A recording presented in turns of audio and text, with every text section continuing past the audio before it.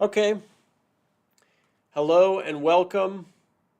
Hello and welcome. Thank you all so much for being here, and welcome to another episode of the Empowered Immigrant Live. My name is Otis Landerholm, and I am the founding attorney here at Landerholm Immigration, A.P.C, where we fight for your American dream. And I'm really grateful to each of you for being here with me today. Sorry, there we go. On TikTok, my video was looking kind of goofy. So anyway, welcome. Thank you all so much for being here. Sorry, I'm playing with my iPad a little bit here. All right, there we go. And welcome. We are live, folks. So thank you all so much for being here. Really appreciate each of you. Today, I'm going to be talking about Trump and the Trump administration pushing the immigration courts, all right, to decide more cases, to deport more people, and just kind of hammer more cases through the court system. And specifically, we'll be talking about a policy memo that came out that is doing that. And it came out last week, and I'll share that on today's episode. So welcome. Thank you all so much for being here. Remember, the Empowered Immigrant Live is here to train, teach, inspire, and empower immigrants to make the most out of immigration laws and to make the most out of their lives. And it's not easy to do right now, all right? It's not easy to do, to empower immigrants right now, because the world around us is disempowering. And so how do we push through that? Well, we come together, all right? We come together. We think it through. We get smart. We get strategic. And we use the laws that we can in our favor to help people improve their lives, and to improve their lives through an immigration process that actually allows a person to work legally, that actually allows a person to travel legally, that actually allows a person to become a lawful permanent resident of the United States or a United States citizen. And that's what this is about. If you go through an immigration process and you come out the other side with a better, or with a more stable and more secure immigration status, it improves the quality of your life. All right, and that is something that my firm is here to do and to help people through. And that's something that we are here on this podcast and on these live sessions talking about every single week. And so thank you so much for being here. Really appreciate each of you. Today our theme is that Trump is, and the Trump administration is pushing immigration courts to decide more cases and to deport more people. And so thank you for being here. Welcome. I really appreciate each of you. My question, as always, for each of you to consider is, do you want to get a green card? Do you want to get asylum? Do you want to get VAWA? Do you want to get a U visa? Do you want to apply for some kind of immigration solution? Or do you want to at least figure out which immigration solution might be the best in your situation? Because if so, go for it, all right? And I'd love to help you with that. I'd love to help you navigate that, all right? The risks are higher than they have ever been, and so the stakes are high, and you want to navigate it well, all right? The legal system is not easy right now. Immigration law is not easy right now. To immigrate legally to the United States is not easy right now. And if my firm can help you in any way with whatever legal process you are facing, we're here to do that. We would love to do that. Okay, my firm is on a mission to win 10,000 immigration cases in the next 10 years. We would love for your case to be one of them. All right, so let me get into it. And as I'm talking, if you have questions, feel free to submit your questions. Type it into the chat. I'll do my best to answer your questions right here, right now, live, to the best of my ability. Okay? We've got some news. Just in the last 20 days, we've had the BIA publish new cases. There was one new case, matter of Yahure Hurtado, that was decided on September 5th, that says that immigration judges no longer have the jurisdiction to decide to consider bond for immigrants who entered the U.S. without inspection. So that means that millions more people in the United States, if they're detained, will be subject to what we call mandatory detention, which is very ugly. All right? Other cases have been decided by the BIA, the matter of RERM and JDRM, and others have come out in the last 20 days limiting asylum availability, restricting what we call the particular social group ground for asylum, all right, which is very concerning. We also have Mahmoud Khalil, the case, we've been following it since March of this year, of the case of the Palestinian activist who has a green card, who was detained and put into deportation proceedings because of his speech activity and his activism against the United States government's position in Palestine. And his case was denied last week. Immigration judge found that he had misrepresented information when he originally obtained his green card application and ordered his deportation. All right? Lots of crazy things going on. Meanwhile, here in the Bay Area, you may have read in the news, a 75-year-old grandmother was detained by ICE. All right? Oh, that's a good use of our government's taxpayers' dollars. All right? A woman who was denied asylum years and years and years ago and has been checking in with ICE, and ICE granted her because she's never committed any crime in her life. She's a 75-year-old woman with children and grandchildren who are all U.S. citizens. She's been checking in with ICE, and they have granted her extensions every year. Look, you're not harming anybody. You know, you're all the contrary, right? Your whole family loves you. They're depending on you. They love you, all right? Like, it makes no sense to deport or to hold detained a grandmother. All right, but that's what the Trump administration has decided to do, and that's what they've done. And you might have seen there were protests last weekend about this in Berkeley. And yeah, we need to protest this, people. It's horrible. And yesterday I read there was a man appearing at a local courthouse, right? Wanted to make a appearance in person, not an immigration court, a local courthouse here in Alameda County, because he wanted to be heard about his legal case. And he wanted to fight about the allegations against him in court. ICE detained him on the spot. It's getting ugly out there, and it has been, right? This is not news. If you're following me, you know this. But it's man, it's getting ugly.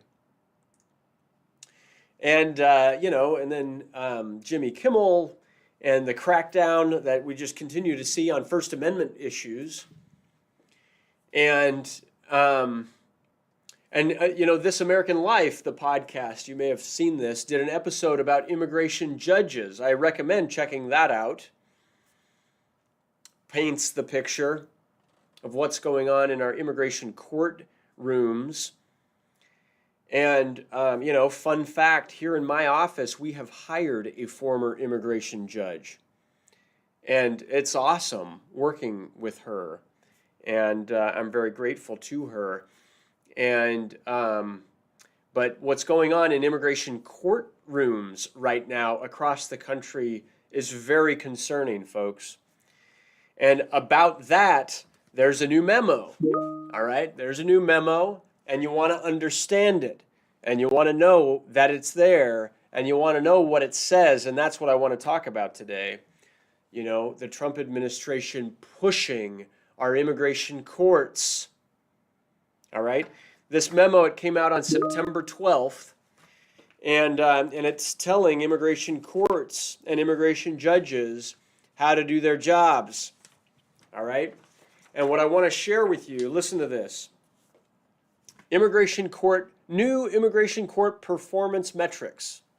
All right, part of this memo, it says 95% of all non-status detained removal cases should be completed within 60 days, all right, of the issuance of the notice to appear. That's like fast. Move the case fast. Less due process, more pushing cases through the system to issue more deportations. Got it? Number two, 95% of all non-status, non-detained removal cases should be completed within 1 year, 365 days of the filing of the NTA, right? You know, I have some cases that have been pending for 9 years, all right? I think I even have some cases that have been pending longer than that. So to get them done in 1 year, I mean, good luck, right? Your backlogs are insanely ridiculous. I don't think you'll be able to do it, but they're going to try, all right? Number three, they're saying 95% of all motions should be adjudicated within 30 days of filing the motion. Okay? Number four, 95% of all custody redetermination requests should be completed within 5 days of the request. Bond hearings completed 5 days. That's not much time to prepare, folks. All right, imagine trying to get a witness on the witness stand and prepare them. Well, you got 5 days. How many witnesses could you prepare in 5 days? Right? Maybe one, maybe two. We'll do what we can. Is the court really going to be able to consider all your arguments and issue a decision that's really well thought through if they've got to do it in a rush, right? You don't want a deportation case decided in a rush. All right, you want these things well documented and well thought through because the stakes are high, but they don't see it this way. All right, number five, 95% of all merits hearings should be completed on the initial scheduled individual merits hearing date. All right, typically you go to court, you present your evidence, and you only have 4 hours to present your trial about your life. All right, as to whether or not you can stay in the United States or not. Well, 4 hours goes by very fast. All right, I think every single individual hearing that my firm has done this year, and probably in the past 5 years, has taken more than just one hearing. And they're saying 95% need to be done in one individual hearing date, right? It's like there's a thing called due process. You have a right to be heard.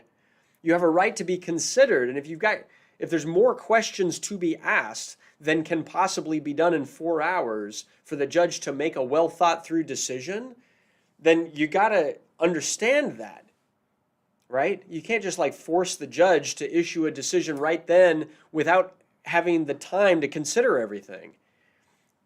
This is a mistake, folks. All right. Number six, it says 100% of all credible fear reviews should be completed within 7 days of the initial determination by the asylum officer.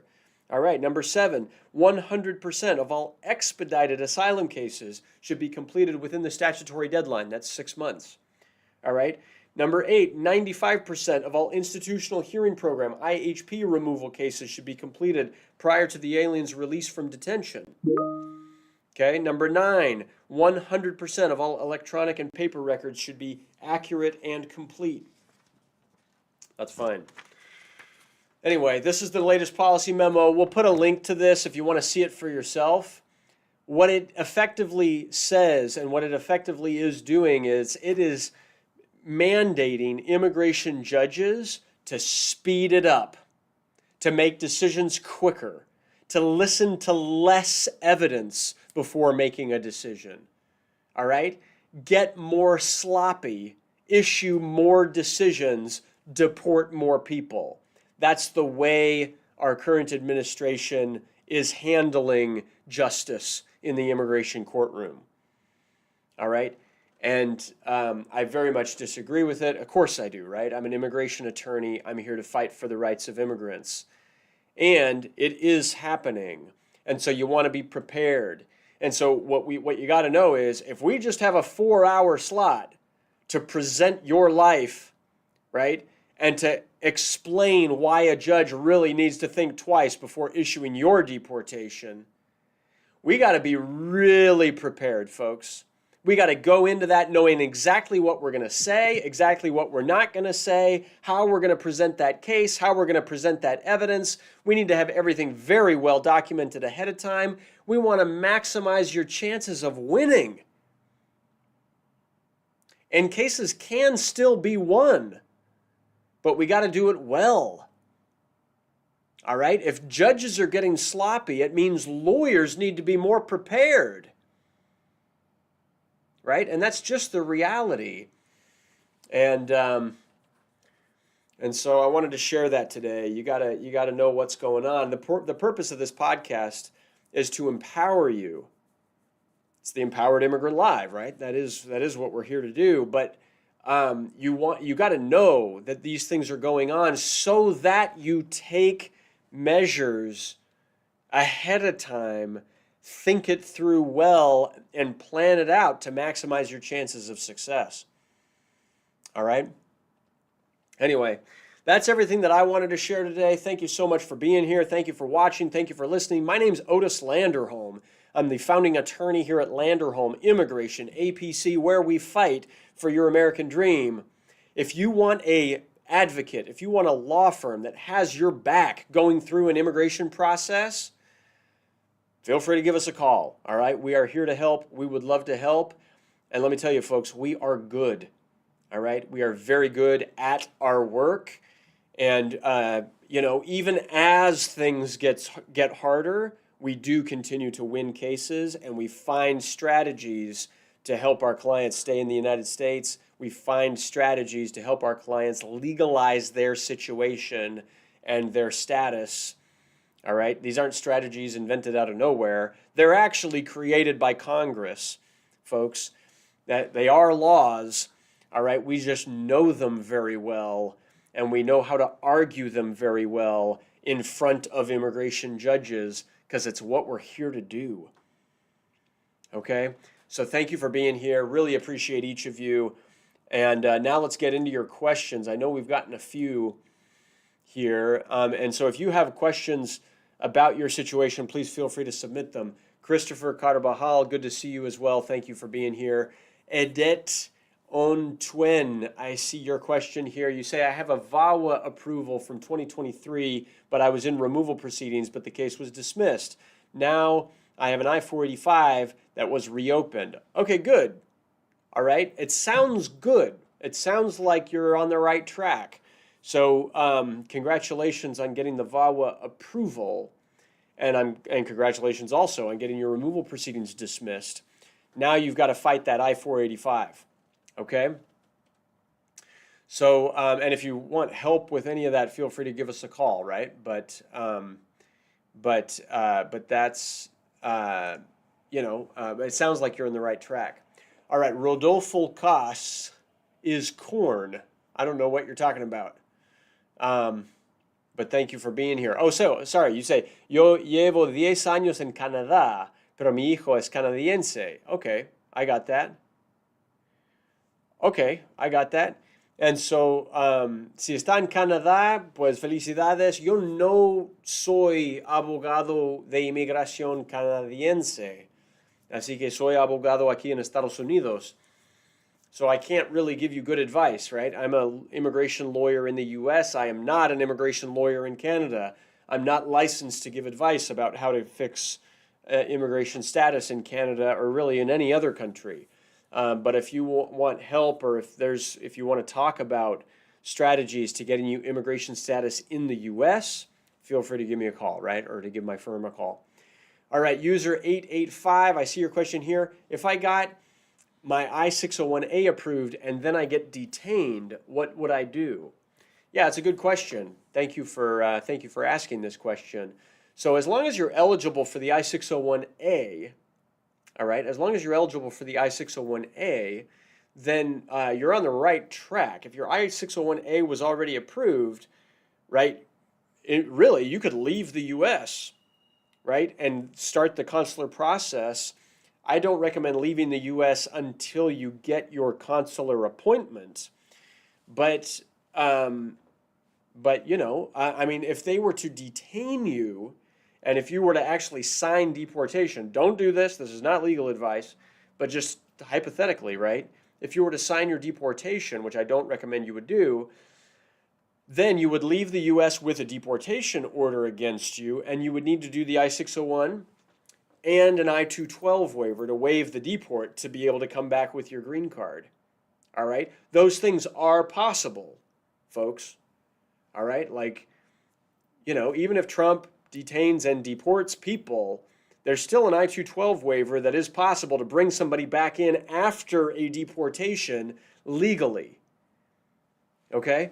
And so, but you got to do the I-601 waiver also, which you want to avoid. And so, you have a lawyer, I assume, because they got your I-601A approved, which is good. So really the best advice is if you were to get detained, contact your lawyer and make sure that they have a good strategy for you. If you have an I-601A approved, you might have an argument for what's called E-42B, cancellation of removal. All right, maybe not. Talk that through. You might be eligible for asylum, maybe not. Talk that through, right? You might be eligible for some kind of case in removal proceedings. Talk all of those things through, and if you're not eligible for a case, request voluntary departure so that you can leave without a deportation so that you can go to your consular appointment and get a green card to re-enter lawfully into the U.S. That's the way to do it. I hope that's useful and helpful. And, my office has done that. We could do that, So work with your lawyer, or if you don't have one, feel free to give us a call. We could help you out. All right. I don't see any other questions. Let's see. Okay.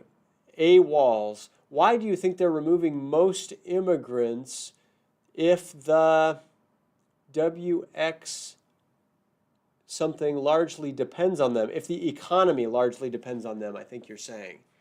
Yeah, there's going to be a rude awakening, right? You're asking a great question. Why deport immigrants if our economy largely depends on immigrants?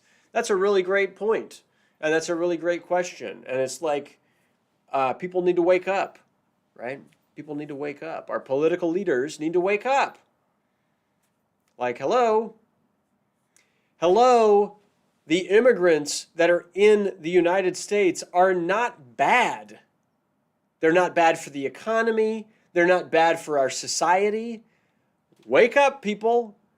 Parents and grandparents and human beings who go to their jobs and who work and who want to support their families and, who want to contribute to society. These are not bad people. These are all the reverse. These are good people for the economy. These are good people for society. Why are we making such a big deal out of it? Why? Right? Is it racism? Is it? Is it, just like a fixation on laws that are actually bad laws? They're actually bad, unfair, unjust laws built into our legal system. Is that what we want to stand behind here? Because it's what we are. It's what our politicians right now are standing behind. An unjust, completely biased, quite racist actually, legal system that benefits certain people with certain types of documents and excludes and rejects and detains and deports certain other people with certain other types of documents, and we call it fairness. It is blatantly discriminatory. All right, it's like discrimination based on the color of your passport. It's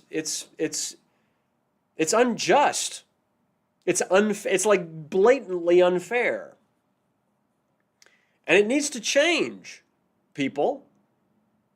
It's like change needs to happen. And not the change that we're seeing happen. We need change in the opposite direction. A change that recognizes the humanity in other people. A change, hey, how about this for a radical concept? What if we were a country that welcomed people instead of deported them? Whoa, what a radical concept. maybe it'd be a better world. All right, Edith Ontuin, how long is the wait to get an I-485 approved after a VAWA approval? You know, difficult to say. It's difficult to say. I'd say a year and a half. You know, I'd say a year and a half, 15 months perhaps. User 885, salida voluntaria cuenta por los 10-year bar. Yes, it does. If you leave on voluntary departure, that leaving still triggers the 10-year bar. Yes, it does. All right, if you have more than 1 year of unlawful presence. But if you have an I-601A approved, then the I-601A approval waives the 10-year bar. All right, so it doesn't matter at that point. All right, the purpose of the I-601A is to waive the 10-year bar before you even trigger it, right? That they call it a provisional hardship waiver. It allows a person to waive the 10-year bar before they even step outside the U.S. That's what the I-601A is there to do. But if you trigger some other inadmissibility ground, now the I-601A doesn't work anymore. So you got to be mindful of that. Okay? I think those are all the questions that I've got. All right, I think those are them all. So, hey, thank you all so much for being here. All right, I appreciate each and every one of you. Thank you for being here. I want you to take care of yourselves. Be mindful, be careful, you know, but also live your life. All right, life is meant to be lived. And so, you know, our political leanings must change. And I'm just going to be a stand for that. And I wish each and every one of you the very, very best. And that's what I got here for today. Thank you so much for tuning in. My name's Otis Landerholm. I'm the founding attorney here at Landerholm Immigration, A.P.C., where we fight for your American dream. If this was useful, if this was helpful, please take a moment and subscribe to our channel in YouTube. All right, that helps everything that we're doing. And if you do that, and if you also hit the notifications bell on YouTube, you can receive a notification whenever we upload additional videos. All right. And I see another question here coming in from J.O. You say, can I travel abroad even if I have a voluntary return at the border? I have a combo card. Okay, so you have a combo card, work permit, and advanced parole document. And so that's good. And you have a voluntary return at the border. I get that. My best advice for you is to talk it through with your lawyer so that you can really get legal advice as to whether or not it's wise to travel abroad. What I will say, though, is that I have successfully had clients that had voluntary returns at the border, that had combo cards, travel and re-enter without issue. But you want to have a lawyer really look, all right, at your situation to make sure that that voluntary return was really a voluntary return and was not an expedited removal. You want to really make sure that you're not going to have problems re-entering. So talk it through with your lawyer to get actual legal advice. But yes, it is possible. Okay? That's all I got for today, folks. Thank you all so much for being here. Really appreciate you. I'm Otis Landerholm, Landerholm Immigration, A.P.C., where we fight for your American dream. And we'll see you next time on our next episode of the Empowered Immigrant Live. Thanks a lot. Make it a great day.